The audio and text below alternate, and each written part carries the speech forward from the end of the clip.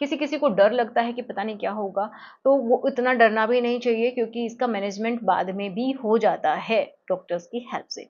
ठीक है, तो अब बात करते हैं क्यों निकलवाते हैं। तो किसी किसी को अगर कोई समझिए बहुत ही भयानक बीमारी है, जैसे कि कैंसर हो गई है यूट्रस की, तो उसकी वजह से निकलवाना ही पड़ता है, कोई चारा नहीं रहता है। उसके आसपास के सभी टिश्यूज, जैसे कि ये समझिए ओवरीज भी निकलवानी पड़ती है, जो ट्यूब्स होती हैं फैलोपियन ट्यूब्स वो भी निकलवानी पड़ जाती हैं, गर्भाशय भी पूरा रिमूव करवाना पड़ता है। तो ये ऐसा हो सकता है। एक प्रॉब्लम होती है कि जो बच्चेदानी के अंदर गांठें हो जाती हैं, जिसकी वजह से, जिसको हम बोलते हैं फाइब्रोइड्स हो गई हैं, तो भी निकलवाना पड़ जाता है, क्योंकि बहुत ज़्यादा ब्लीडिंग रहती है, बहुत ज़्यादा पेन रहता है, तो वो निकलवाना ही पड़ता है। ठीक है, मल्टीपल अगर वहाँ पे गांठें हैं तो ऐसा करवाना पड़ता है।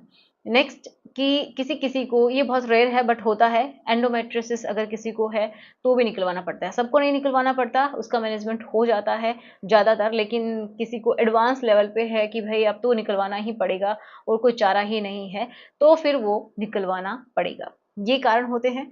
अब देखो, जब यूट्रस निकल जाता है तो होता क्या है कि किसी किसी को ये बोलते हैं कि पेन होता है।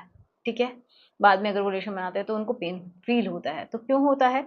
क्योंकि देखो, अगर आप 1.5 या 2 महीने से पहले ही रिलेशन बना रहे हैं तो ये बहुत गलत है, क्योंकि इंटरनल जो वुंड्स होते हैं, जो घाव होते हैं, वो दिखते नहीं हैं लेकिन वो होते हैं। ओके, तो उनको हील होने में समय लगता है, 1.5 से 2 महीने तो लगते ही लगते हैं, लेकिन 3 महीने आप मान के चलिए कि आपको रिलेशन नहीं बनाना।